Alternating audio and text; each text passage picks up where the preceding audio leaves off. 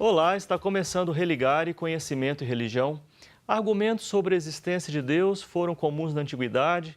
No entanto, depois do século XVIII, esse processo perdeu força. Quais são esses argumentos? Qual é a situação do debate na atualidade? Qual a relação que nós podemos estabelecer entre filosofia, ciência, religião? Hoje eu converso com Aguinaldo Coco Portugal. Ele é professor de filosofia na UNB.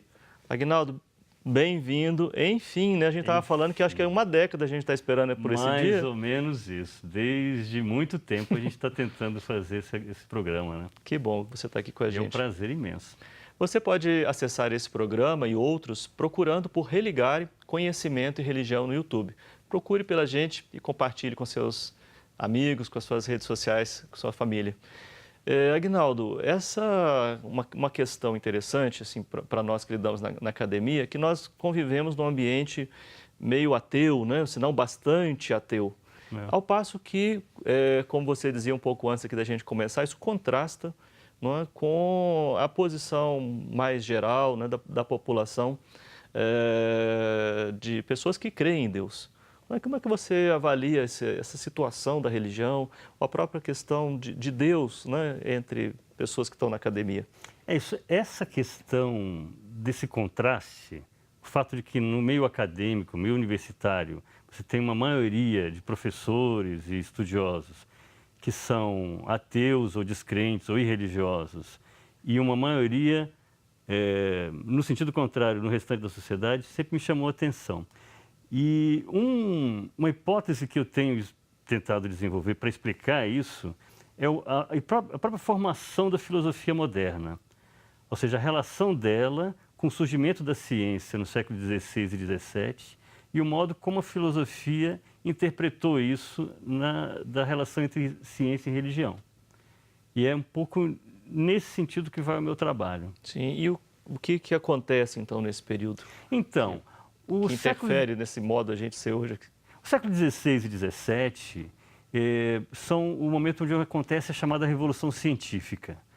O Galileu, Copérnico, Newton, Kepler, eles dão origem a uma nova maneira de fazer ciência da natureza.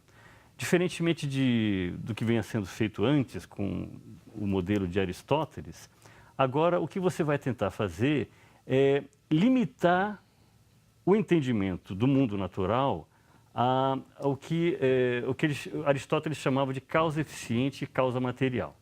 Ou seja, quais são as forças que envolvem o surgimento das coisas, o movimento, enfim, o surgimento de objetos, de organismos vivos, é a causa eficiente, e de que ela consiste, a causa material. Aristóteles ainda falava de causa formal, ou seja, qual é a forma, a ideia que está por trás de uma coisa, e da causa final, ou seja, o porquê, para que se destina a algo. Essas duas últimas perguntas não estão presentes na filosofia, na ciência moderna. E não estando presentes, na verdade, o que a ciência moderna conseguiu fazer é aprofundar o conhecimento restringindo. Então, quando você restringe, você consegue ir mais longe. O problema, e mais longe, foi inclusive algo que permitiu um desenvolvimento tecnológico. Porque uma das novidades em relação ao conhecimento científico até então, na Idade Média e no mundo antigo, é que ele era um conhecimento contemplativo. Ou seja, a ciência, ela visava entender o mundo, contemplar o mundo como um objetivo em si mesmo. Quando a ciência moderna, ela pretende conhecer o mundo para transformar o mundo, para permitir que os problemas humanos possam ser resolvidos. Sim. Então, ela é uma tecnociência, ela está muito ligada à tecnologia. E a ciência moderna consegue um grande sucesso com isso, né? Eu queria colocar um tema aqui no nosso debate, que é a questão de Deus, né? Que lugar que ele ocupa nesses raciocínios, né, que você tem apresentado aqui? Pois é. No pensamento antigo e medieval, até antes da ciência, da Revolução Científica moderna, Deus era o primeiro motor, aquele que move o universo, no fim das contas, e ele é a grande finalidade das coisas. Então, nas duas perguntas que a ciência moderna deixou de fazer, Deus tinha um papel fundamental. Quando essas duas perguntas deixam de ser feitas, Ele desaparece. parece que Deus perde o lugar, não é? Então, mas ele perde o lugar no sentido de que a ciência moderna se restringe e não faz mais essas perguntas. Mas como ela tem um grande sucesso, o que você vai ter no século XVIII e XIX é a seguinte ideia. Bom, já que ela foi tão longe se restringindo a essas duas coisas, por que a gente não pode pensar que o conhecimento é só isso? Ou seja, de que todo conhecimento, no fim das contas, se refere a essas duas coisas, a causa material e a causa eficiente. Então você vai ter o materialismo, do ponto de vista metafísico, e você vai ter o cientificismo, ou seja, a ideia de que todo conhecimento, no fundo, é o conhecimento que pode ser feito pelas ciências naturais. E para onde é que foi Deus? E aí o que acontece? Se você pegar os principais nomes da Revolução Científica Moderna, eu falei eles 4 aqui, né? Copérnico, Galileu, Kepler e Newton, todos eles são profundamente religiosos. Profundamente. Mesmo Galileu, que acabou sendo perseguido... E não deixaram de sê-lo, né? Nunca, em nenhum momento. Se você pega um Descartes, por exemplo, que é um outro nome importante, né, da ciência moderna, da Revolução Científica, também era profundamente religioso. Cristão, todos eles, na verdade, né? É um outro fenômeno curioso. Quer dizer, a ciência moderna aparece num contexto cristão, da Europa Ocidental. A ideia deles é o seguinte, é que você precisa de Deus no sentido tradicional da ideia, não só como criador, mas como quem mantém o universo funcionando. Então, ela não fala mais de Deus porque ela pressupõe Deus.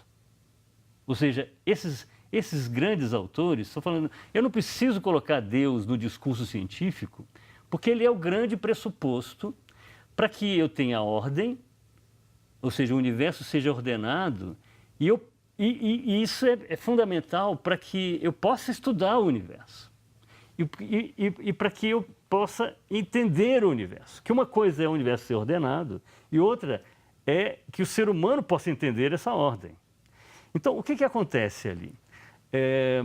Eles não colocavam Deus no discurso científico porque Deus é o grande pressuposto. Não faz falta, nesse contexto, falar ou buscar provas da existência de Deus, por exemplo? Então, na verdade, as provas da existência de Deus proliferaram na filosofia moderna. Inclusive porque você tem Leibniz, que é outro nome que não apareceu nessa jogada ainda, né? Um grande filósofo do século XVII, que apresenta vários argumentos interessantes. Quer dizer, o que você vai ter aí é a ideia de que a razão argumentativa, apresentar argumentos racionais em favor da tese de que Deus existe, era algo, como você falou no comecinho, né, que vem desde a antiguidade e que continua se colocando na Revolução Científica do século XVI e XVII. O que você vai ter no século XVIII é que, em vista desse sucesso da tecnociência, esses dois pensadores principalmente, Hume e Kant, vão pensar, mas a gente talvez não... já que a ciência tem esse sucesso todo, a gente talvez não tenha lugar para Deus na razão argumentativa, na razão que conhece o mundo. Qual fica sendo esse lugar, então? Então, para Hume, o lugar de Deus é meramente afetivo, ou seja, meramente subjetivo. A religião é uma questão de foro íntimo, ela tem a ver com emoção, mas não tem a ver com razão. Isso não está bastante difundido nos dias atuais? Isso acabou tendo uma influência imensa. Depois a gente podia voltar nesse ponto. Mas Com você ia certeza. falar de Kant também, né? Kant vai dizer que Deus e a religião têm um lugar na ética, que ele chama de razão prática, né? Ou seja, naquela razão que fundamenta o modo correto, o modo aceitável de agir. Então, a fundamentação da moral para Kant é que tem lugar para Deus. Mas ele vai dizer, na razão argumentativa, aquela que conhece, não tem lugar para Deus, porque essa exige um conteúdo da experiência, e o conteúdo da experiência, enfim, Deus não é acessível à experiência, né? E esse também é o principal argumento do Hume. Sim. Ou seja, Deus está fora do limite do que a gente pode conhecer pelos sentidos. Sim. Bom, acho que a gente tem que desenvolver um pouco mais essa questão, mas acho que seria melhor a gente ter mais tempo para isso. Então, eu vou chamar um intervalo e a gente continua a partir desse ponto aqui, Aguinaldo. Hoje nós estamos falando sobre filosofia da religião, no fundo é isso que é o tema do nosso Religare, e está conosco o professor Aguinaldo Portugal. Ele é professor da UNB, nós vamos fazer um breve intervalo e voltamos já.